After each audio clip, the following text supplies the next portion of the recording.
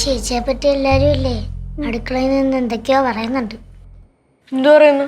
ചേച്ചി ചെന്നൈ പോവാത്തോണ്ട് എല്ലാവർക്കും ടെൻഷൻ. ചേച്ചി പഠിക്കണ്ടേ ചേച്ചി? കൂടുതലൊക്കെ വലിയ ആളാവല്ലേട്ടാ. അതൊക്കെ വിട്. അത് വിടാനാ? എന്ത് വിടാൻ? എന്റെ കാര്യം നോക്കാനായിട്ട് എനിക്കറിയാം. അത് നിങ്ങൾ ആരും ഇടപെടണ്ട. മാസത്തിൽ ഒരിക്കലും ഞാൻ ചെന്നൈയിലോട്ട് വരാം. ചെന്നൈയുടെ പടിചവിട്ടി പോരുന്നു നീ. ചെന്നൈക്ക് വരാൻ നിക്കണു. ശിവ, എന്തിരിക്കണ? സമയം എത്രയെന്ന് കണ്ട? എന്തായാലും ഇനി ട്രെയിൻ ടിക്കറ്റ് ബുക്ക് ചെയ്യാനൊന്നും പറ്റൂല. നീ ഒരു കാര്യം ചെയ്, ബസ് സ്റ്റാൻഡിൽ പോ. അവിടെ നിന്ന് നേരെ കോയമ്പത്തൂർ ബസ് കിട്ടും. എന്നിട്ട് കോയമ്പത്തൂർ ഇറങ്ങണം. എന്നിട്ട് അവിടെ നിന്ന് ചെന്നൈയിലോട്ട് ബസ് പിടിക്കണം. കറക്റ്റ് 10 മണിയാകുമ്പോൾ നിനക്ക് ക്ലാസ്സിൽ കയറാം. ഞാൻ പറയണ മലയാള ഭാഷ ഒന്നും നിനക്ക് മനസ്സിലാവുന്നില്ലേ? നിങ്ങൾ പിന്നെ വീണ്ടും വീണ്ടും അതിനടുത്ത് പറഞ്ഞോണ്ടിരിക്കുന്നത്. ഞാൻ പോകുന്നില്ല. പിന്നെ അത്യാവശ്യം ജീവിക്കാനുള്ള വിദ്യാഭ്യാസമൊക്കെ ഇപ്പൊ എനിക്കുണ്ട്. ഞാൻ അത് വെച്ചിട്ട് എങ്ങനെയെങ്കിലുമൊക്കെ ജീവിച്ചോളാം. പിന്നെ ഞാനിപ്പോ ഫ്രീ അല്ലേ. ഞാനിവിടെ അടുക്കളയിലോ കുട്ടുമാമന്റെ ഹോട്ടലിലോ അല്ലെങ്കിൽ എങ്ങനെയെങ്കിലും ഞാൻ ജീവിച്ചോളാം. കേശുവേ, അമ്മയും അച്ഛനെയും വീട്ടുകാരെയും അമ്മൂമ്മയും എല്ലാവരെയും വിളിച്ചു പറഞ്ഞോ. അതെ, എല്ലാവരും കേൾക്കാൻ വേണ്ടി ഞാൻ പറയുകയാണ്. ശിവ ഇന്നത്തോടു കൂടി പഠിത്തം നിർത്തി. ശിവ, ഇത് ചെറിയ വിഷയം അല്ല. നിന്റെ നല്ലതോർത്താണ് നമ്മൾ പറയണ. എന്റെ നല്ലതോർത്ത് ഇത്ര ഇവിടെ കിടന്ന് ആരും കഷ്ടപ്പെടണ്ട. ശിവാടേ, ഞാൻ നിന്നെ കൊണ്ടുപോയി റെയിൽവേ സ്റ്റേഷനിലോ ബസ് സ്റ്റാൻഡിലോ എവിടെയാണെന്ന് വെച്ചാൽ വിടാം. അല്ലെങ്കിൽ ഒരു കാര്യം ചെയ്യും, ഞാനിവിടെ നിൻ്റെ കൂടെ ചെന്നൈക്ക് വരാം. അതാകുമ്പോൾ നമുക്ക് ബസ്സിലിരിക്കുമ്പോൾ ബോറടിക്കില്ലല്ലോ. എന്നാ ഞാനും കൂടെ വരാം. വേണമെങ്കിൽ 2 ദിവസം അവിടെ നിൽക്കുകയും ചെയ്യാം. പിന്നെ നിന്റെ ഇഷ്ടപ്രകാരം നമുക്ക് മറീന ബീച്ചിൽ പോവാം. നിങ്ങൾക്ക് ചുട്ട ചോളം വാങ്ങിച്ചുതരാം. എന്ത് പറയണം? അത് മാത്രമാക്കണ്ട, നീ രാത്രി ജനലിൽ കൂടെ നോക്കിയിരിക്കുമ്പോഴേ ഞാൻ 2 കയ്യിൽ നിറയെ സാധനമായിട്ട് ഓടി വരാം. അതിൽ കൂടെ അത് മാത്രമല്ല, നീ ക്ലാസ്സിൽ ഇരുന്ന് പഠിക്കുമ്പോഴേ നീ ജനലിൽ നിന്ന് വിദൂരതയിലൊക്കെ നോക്കുമല്ലോ. അപ്പോൾ ആ വിദൂരതയിൽ കൂടെ ഞങ്ങളിങ്ങനെ നടന്നു വരാം. എന്ത് പറയണം? ഇതൊന്നും വേണ്ട. നിങ്ങൾ ആരും എനിക്ക് വേണ്ടി ഇത്ര റിസ്ക് എടുക്കാൻ വേണ്ട, കഷ്ടപ്പെടാൻ വേണ്ട.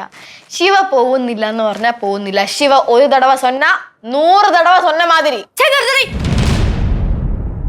നീ ആരാന്ന് നിന്റെ വിചാരം? വളർന്നിട്ട് ഇത്രയല്ലേ ആയോളൂ. അതിനിടയ്ക്ക് പഠിപ്പ് നിർത്തി എന്നുള്ള തീരുമാനമൊക്കെ എടുക്കാറായ? അച്ഛനും അമ്മയും ഇവിടെ ഇല്ലെന്നും പറഞ്ഞ അഹങ്കാരം എങ്ങാനും എടുക്കാൻ നിന്നാലുണ്ടല്ല ശിവ, നീ കൊണ്ടേ ഇവിടുന്ന് പോകത്തുള്ളൂ. കേശേ, അവളുടെ ബാഗ് എടുത്തേ. നീ വല്ല വള്ളത്തിലോ ഫ്ലൈറ്റിലോ തൂങ്ങി പിടിച്ചോ എങ്ങനെയെങ്കിലും പോയി. ഇവിടെ നിർത്താൻ ഞാൻ സമ്മതിക്കില്ല. പഠിപ്പ് നിർത്താൻ പറ്റൂല. ഇറങ്ങ്. എണീക്ക്. മര്യാദക്ക് എണീറ്റോ. വടി എടുപ്പിക്കരുത് എന്നെ കൊണ്ട്. എണീക്ക്.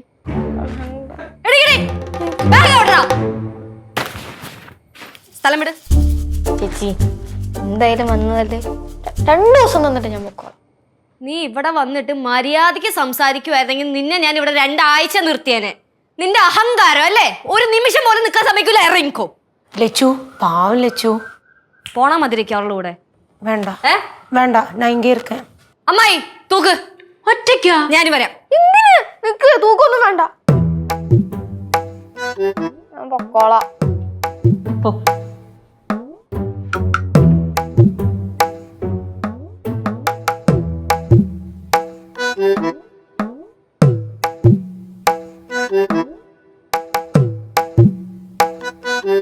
ശിവ, എന്തോ പോണ്ടേ?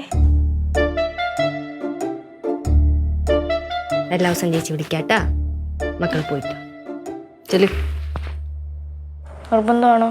നിർബന്ധമാണ്. പോ. ക്ലാസ് കട്ട് ചെയ്യാൻ ഞാൻ സമ്മതിക്കൂല.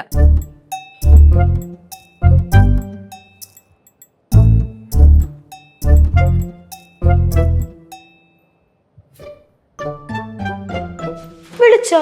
ഇല്ല.